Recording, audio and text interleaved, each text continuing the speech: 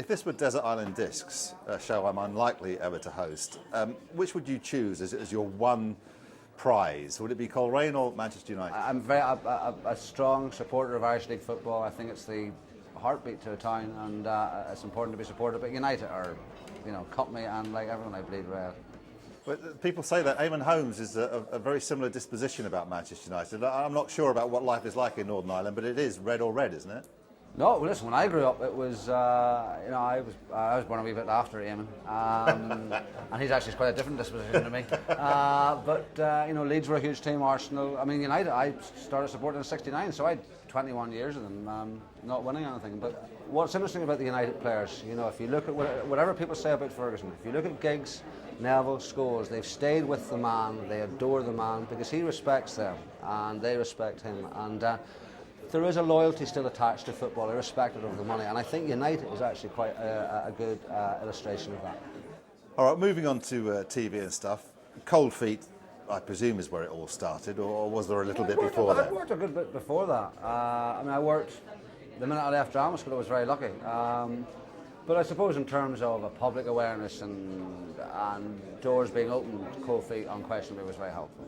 You're one of the most often seen faces on TV, one of the most popular faces on TV. Is that luck or is that application on your part? I think it's both. I think it's a good question. I think you have to be lucky to work. I was around at the right time, I got involved in the right shows, but I also had a bit of a work ethic thing. I spent years kind of laughing off the notion that I was an actor, and not because I was worried that people would think it's not a really serious job, and I suppose I didn't, but I've worked very hard at it and I enjoy it. I'm in one of those lucky positions like yourself. I enjoy what I do. This is, remember Shoot magazine, they'd ask questions like this. Yeah. What would you rather have been? Georgie Best or what you are today? Geordie Best in a heartbeat. Geordie Best for a second. Imagine having that talent, those looks, that life. People are too down on George, I think, the legacy of George. George was a footballer, something to Tony Gale there before we started the programme, and he was saying, you don't beat George.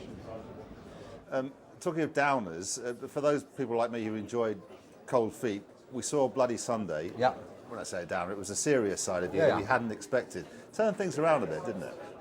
No, it had a big impact, not only professionally, but I think also just in terms of personally, it made me look a wee bit more closely at where I come from.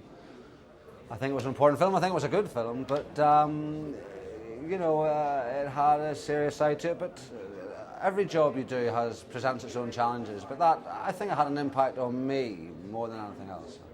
And you return to the Troubles with your latest work. Yeah, 5 Minutes of Heaven is a film I did with Liam Neeson on Sunday night at 9 o'clock on BBC Two, and it's about a real event that happened in 1975. 17-year-old boy played by Liam Neeson joined the Loyalist paramilitaries, shot a random Catholic called Jim Griffin. I play his brother, who was 11-year-old, and witnessed it, and it's a fictionalised account about what happens if they would meet.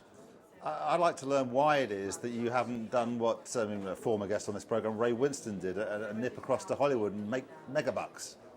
Well, you can make a lot of money here, actually. Not that I have, obviously, Mr. Taxman. I've been very comfortable with the work I've been doing here, the challenges I've been presented with. Ray's done, Ray's the king, though. There's only one Ray Winston, there's plenty of me.